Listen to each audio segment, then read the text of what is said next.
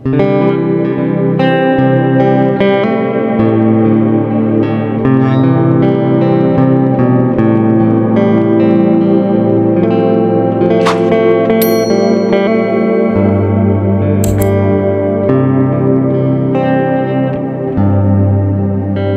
Senhor Jesus diz em Mateus 7, 13 e 14, entrai pela porta estreita, larga é a porta e espaçoso o caminho que conduz para a perdição, e são muitos os que entram por ela. Porque estreita é a porta e apertado o caminho que conduz para a vida, e são poucos os que acertam com ela. Aqui o Senhor Jesus está falando a respeito de duas portas, dois caminhos com dois destinos diferentes. Mas, embora a gente possa destacar aqui, um é estreito, o outro é largo, por um entram menos pessoas, por outro vai mais gente, embora a gente possa destacar aquilo que eles têm de diferente. Um conduz à perdição, o outro à vida. O que os dois têm em comum é, na verdade, início, meio e fim.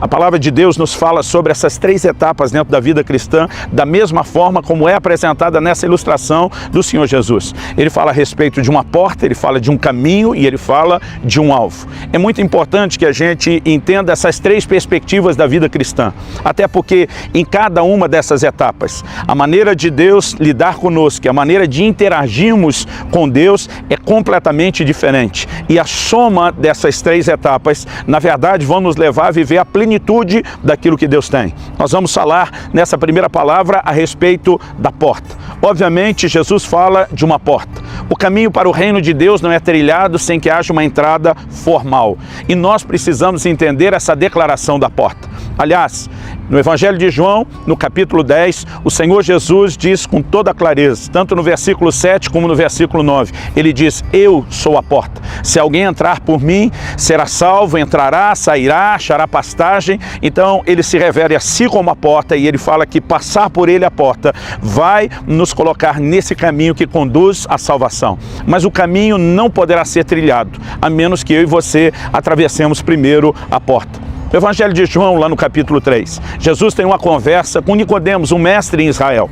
E a declaração de Jesus a Nicodemos é que se alguém não nascer de novo, se alguém não nascer do Espírito, não pode entrar no reino de Deus. Há uma entrada no reino de Deus. Muitas vezes as pessoas equivocadamente declaram, todo mundo é filho de Deus. Não, nem todos são filhos de Deus. Nós temos pessoas que são meras criaturas de Deus, foram criadas por Deus. Mas a posição de filiação, que deveria pertencer a todos, foi perdida.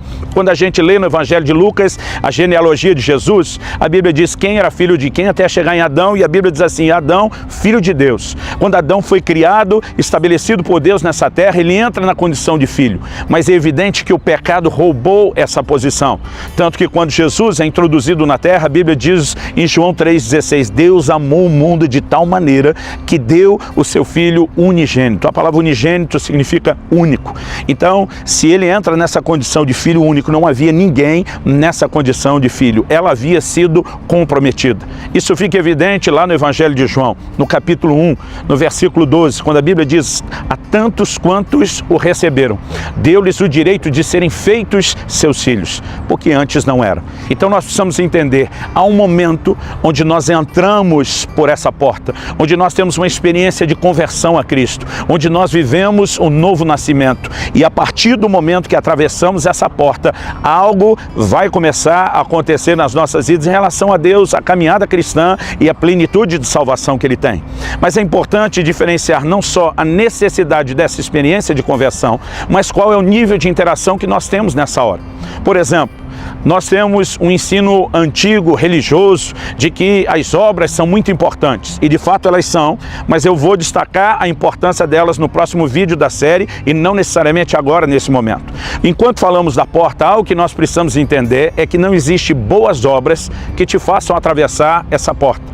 Muitas pessoas acreditam que as boas obras têm um papel na salvação.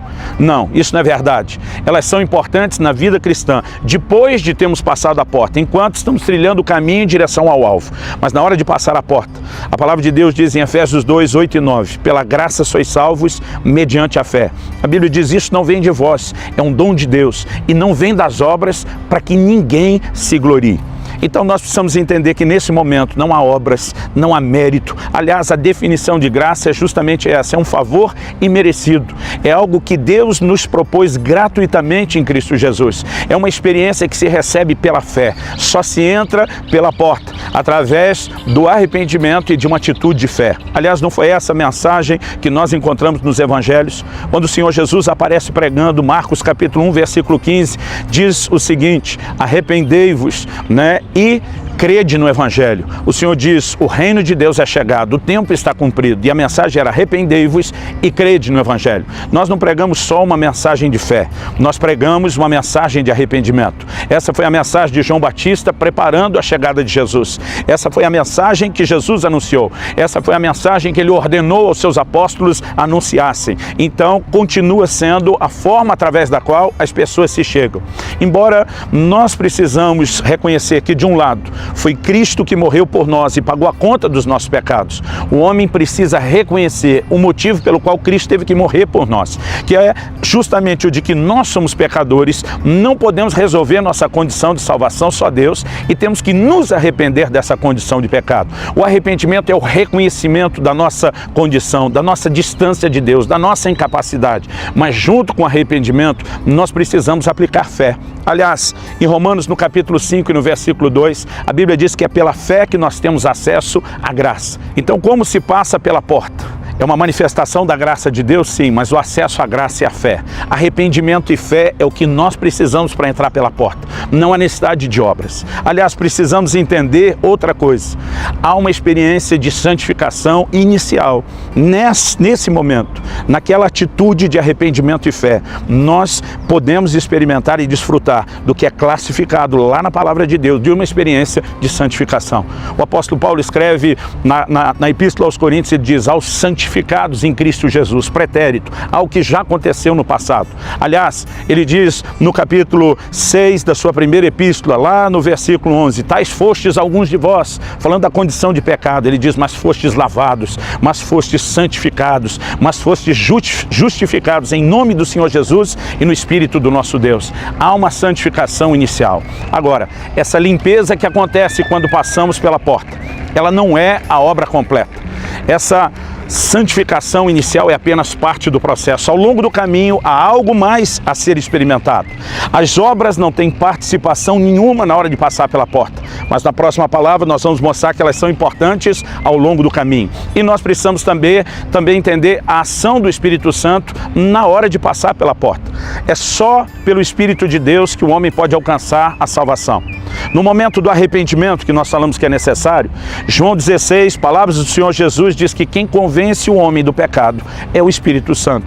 A Bíblia diz, é a bondade de Deus que conduz o homem ao arrependimento. Se tem a parte do homem se arrepender, tem a parte de Deus, e quem opera isso é o Espírito Santo. Agora, no momento do novo nascimento, que é a entrada pela porta, é a experiência do novo nascimento, a palavra de Deus também fala que nós experimentamos o lavar da regeneração do Espírito Santo, é Ele fazendo isso em nós.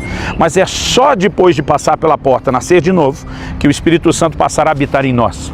Efésios capítulo 1, versos 13 e 14, diz que depois que recebemos a palavra da verdade, o evangelho da salvação, depois de termos crido no Senhor, recebemos o selo do Espírito. Antes disso, não tínhamos esse nível de envolvimento com a pessoa do Espírito Santo. Há uma obra dele nos levando ao arrependimento, sim, mas não há morada dele em nós.